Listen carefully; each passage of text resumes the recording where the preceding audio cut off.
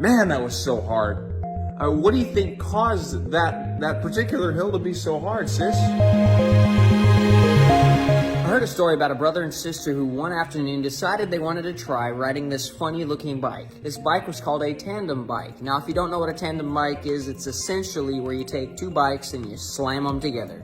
Not really, but it's two different bikes hooked together, and you have to work together in order to propel this bike forward. And so this brother and sister hop on this tandem bike, and they seem to be doing pretty well. They know how to ride a bike, and so this was fairly easy for them. But they come up to this hill, and as they go up this hill, the brother realizes that there's something that's a little more difficult about it. Now, there's the obvious fact that it's a hill, but it just seems to be more difficult than it should be. Well, they continue to cruise along, and they get a little bit more of a downhill slope. But as they go along, they come up against this even steeper hill, and they begin to climb this hill riding on this bike. And as they climb this hill, it just gets harder and seemingly harder than it should be to go up this hill, especially with two people that are supposedly pedaling together. They get to the top of the hill, barely making that brink before coming to a complete stop.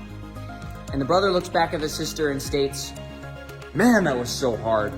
What do you think caused that particular hill to be so hard, sis?" And she replied, I don't know, but if I wasn't mashing the brake the whole time, we may have fallen backwards down that hill.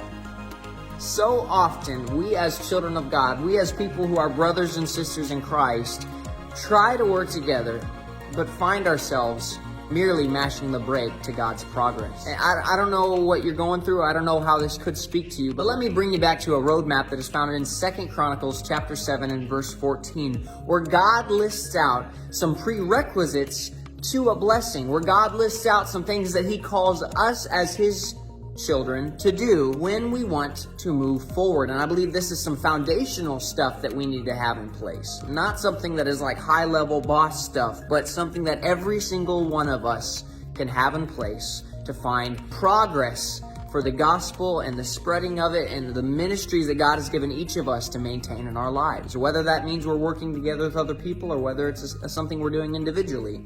I believe if we put these practices into place, we will not mash the brake of our spiritual bike. 2 Chronicles 7:14 is a very common passage where it states, "If my people, which are called by my name, shall humble themselves and pray and seek my face and turn from their wicked ways." Now this is God speaking to the King Solomon in this day. And King Solomon had basically cried out to God saying, "God, please bless us, please hear us, please hold our nation, please help us move forward, help us not to fall." And here God says, "Okay, I'll help you do all of those things. But here's some prerequisites for you." And I just listed those.